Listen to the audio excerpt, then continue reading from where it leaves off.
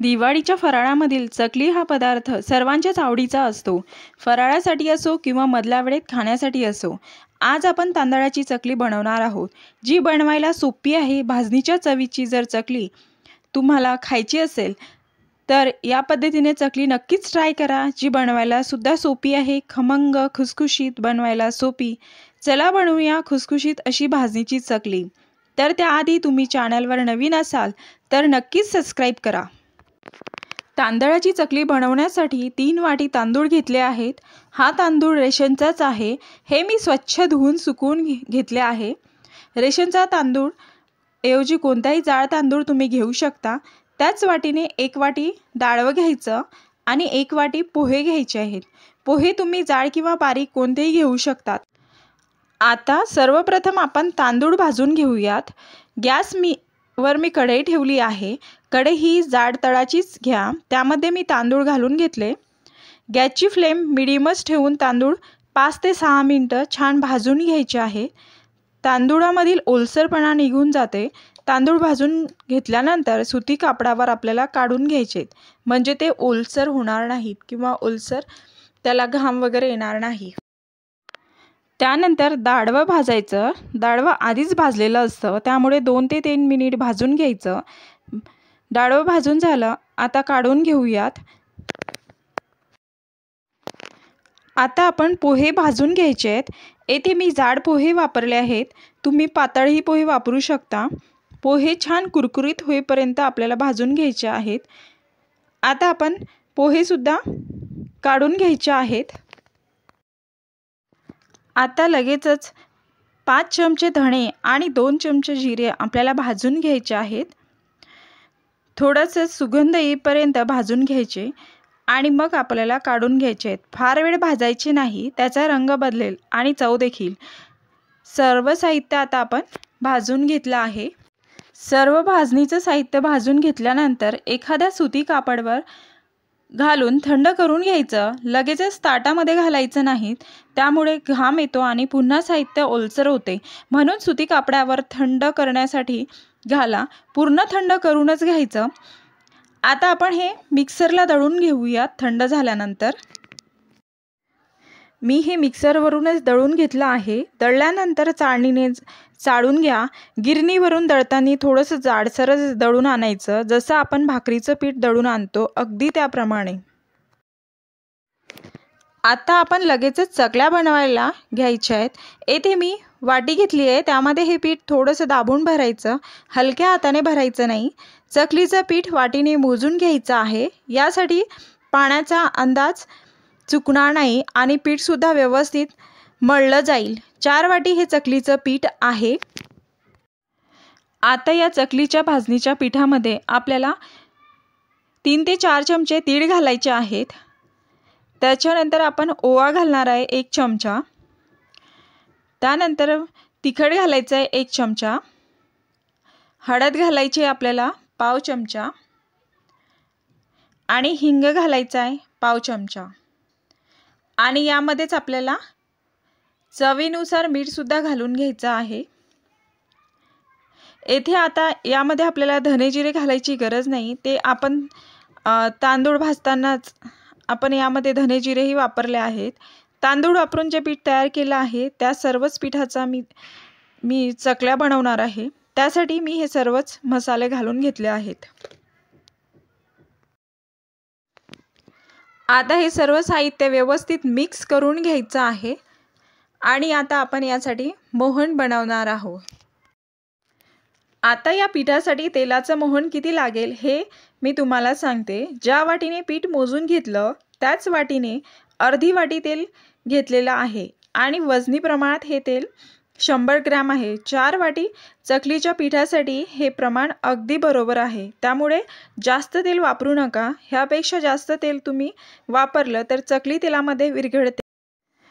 तर आता आपलं तेलाचं मोहन कडकडीत गरम झालं की नाही हे कसं ओळखायचं, तर तेल गरम झाल्यानंतर त्या तेलामध्ये चकली भाजणीमधील थोडंसं पीठ घालायचं आणि तेलामध्ये टाकून बघायचं आणि तेलाला हलकेसे बुडबुडे आले की समजून जायचं आपलं हे तेलाचं मोहन अगदी कडकडीत असं गरम झालं आहे. आता या तेलाचं चकली भाजणी पिठामध्ये टाकून घ्यायचं। आता या तेलाला चकली भाजणी पिठामध्ये ओतून देऊ। ही एक ट्रिक आहे, तेल कडकडीत गरम झालं की नाही हे चेक करायची। आता हे गरम केलेलं तेलाचं मोहन पिठामध्ये पूर्णच टाकून घ्यायचं। सुरुवातीला हे तेलाचं मोहन गरम असतं, त्यामुळे कलथाच्या साहाय्याने मिक्स करून घ्यायचं, कारण हाताला चटका बसू शकतो। दोन्ही तळहाताच्या साहाय्याने तेलाचं मोहन ह्या पिठाला सगळीकडे लावून घ्यायचं, तरच चकली खुसखुशीत होईल आणि एकसारखी होईल। तर हे तेलाचं मोहन पिठाला व्यवस्थित लावून झालेलं आहे। ह्या पिठाला तेलाचं मोहन चांगलं लागलं गेलं की नाही हे कसं ओळखायचं, तर या पिठामधील थोडंसं पीठ हातामध्ये घ्यायचं, त्याची अशी मूठ तयार करायची। त्याची अशा पद्धतीने मूठ तयार झाली तर समजायचं तेलाचं मोहन ह्या पिठाला व्यवस्थित सगळीकडे लागलं गेलं आहे। आता आपण पाणी किती वापरायचं, ज्या वाटीने पीठ मोजून घेतलं आहे त्याच वाटीने 2.5 वाटी पाणी घेतलेलं आहे। 4 वाटी पिठासाठी 2.5 वाटी पाणी पुरेसं आहे। यामध्ये जास्त पाणी वापरलं तर पीठ पातळ होईल। आता हे पाणी उकळून घ्यायचं आहे। गरम केलेलं हे पाणी सर्वच आपल्याला ह्या पिठामध्ये मिक्स करून घ्यायचं आहे। आता आपल्याला ह्या पिठाला लगेचच मळून घ्यायचं नाही, फक्त हे जे गरम पाणी आहे सर्व पिठामध्ये मिक्स करून घ्यायचं आहे। ज्याप्रमाणे भाकरीच्या पिठामध्ये मिक्स करून घेतो अगदी त्याप्रमाणे पाणी मिक्स करून झालं की हे पीठ हाताने दाबून घ्यायचं। अगदी हलक्या हाताने पीठ दाबून घ्यायचं आणि हे सर्व झाल्यावरती यावर झाकण ठेवून द्यायचं। अर्धा तास तरी झाकून ठेवायचं आहे। ही प्रक्रिया आपल्याला पटकन करायची आहे। या पिठाला थंड होऊ द्यायचं नाही। हे पीठ गरम पाण्यामुळे आतल्या आत वाफाळलं जातं, चकल्या छान खुसखुशीत होतात। त्यासाठी ही प्रोसेस खूप महत्त्वाची आहे। ह्या पिठाला साधारण अर्धा तास तरी झाकून ठेवूया, म्हणजे ते छान वाफाळलं जाईल। तर साधारण अर्धा तासानंतर झालेलं आहे। हे चकलीचं पीठ आता चांगलं मुरलेलं आहे। आता आपण परातीमध्ये अर्धच पीठ काढून घ्यायचं आहे आणि बाकीचं पीठ तसंच झाकून ठेवायचं आहे, कारण एकदाच सर्व पीठ मळायचं नाही आहे। अर्धच पीठ मळून घ्यायचं आणि त्याच्या चकल्या करून घ्यायच्यात। मग राहिलेल्या पिठाच्या चकल्या आपल्याला करायच्या आहेत। आता आपण या पिठाला मळून घ्यायचं आहे। हे पीठ मळण्यासाठी येथे मी कोमट पाण्याचा वापर केला आहे। या पिठाला खूप जास्त घट्ट किंवा खूप जास्त पातळ मळायचं नाही। ज्याप्रमाणे आपण भाकरीचं पीठ मळतो की नाही, अगदी त्याचप्रमाणे त्याहून थोडंसं घट्ट ह्याला आपण मळून घ्यायचंय। तुम्ही जर या पिठाला खूप जास्त घट्ट मळून घेतलं तर चकली सोऱ्यामधून पडणार नाही, किंवा पडलीच तर सारखी तुटली जाईल। जर पातळ मळलं तर खूप जास्त तेलकट होतात। या पिठाला खूप जास्त पातळ किंवा खूप जास्त घट्ट सुद्धा या पिठाला आपल्याला मळायचं नाही। जसं आपण भाकरीचं पीठ मळतो त्यापेक्षा थोडंसं घट्टसर मळायचंय। जर ह्या पिठाला खूप जास्त घट्ट मळून घेतलं तर चकली सोऱ्यामधून पडताना सारखी तुटली जाते। चकलीचं पीठ परफेक्ट तयार झालं की नाही हे कसं ओळखायचं, तर त्यासाठी मी तुम्हाला एक ट्रिक सांगते।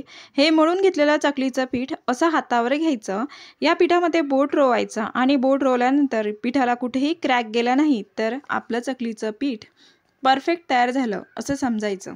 साचा घ्यायचा आणि लगेचच त्यामध्ये पीठ घालायचं, मग चकल्या बनवायच्या। छान अशा काटेदार चकल्या तयार होतात।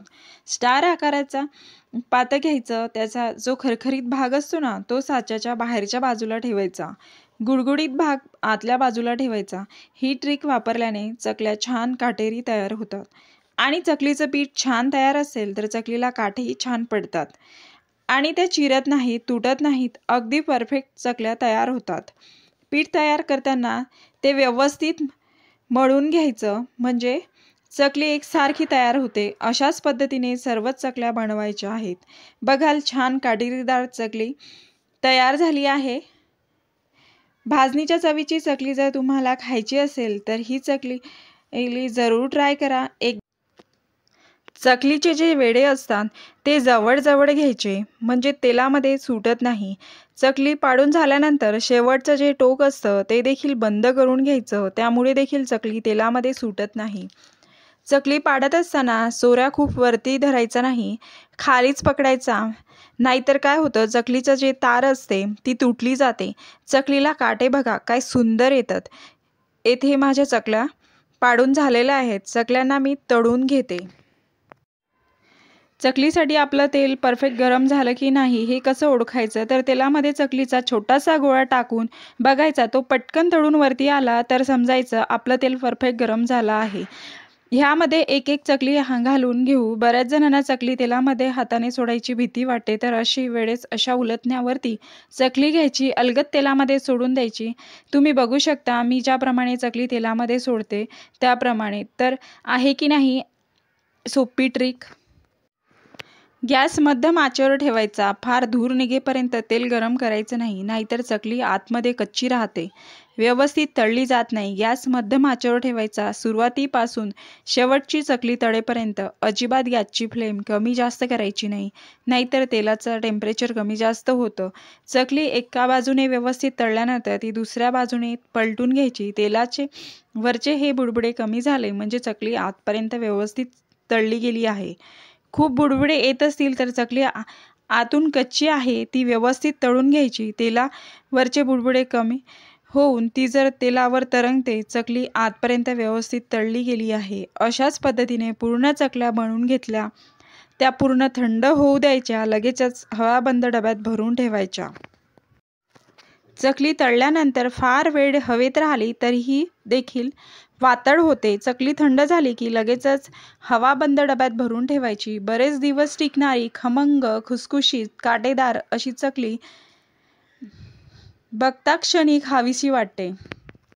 दिवाळीचा फराळ असो किंवा गौरी गणपती असो किंवा मधल्या वेळेस खाण्यासाठी खमंग, खुसखुशीत अशी तांदळाची चकली नक्कीच बनवून बघा. अशाच नवनवीन रेसिपीसाठी चॅनलला लाईक, शेअर, सबस्क्राईब नक्की करा. पुन्हा भेटू अशाच नवीन व्हिडिओसोबत. तोपर्यंत धन्यवाद.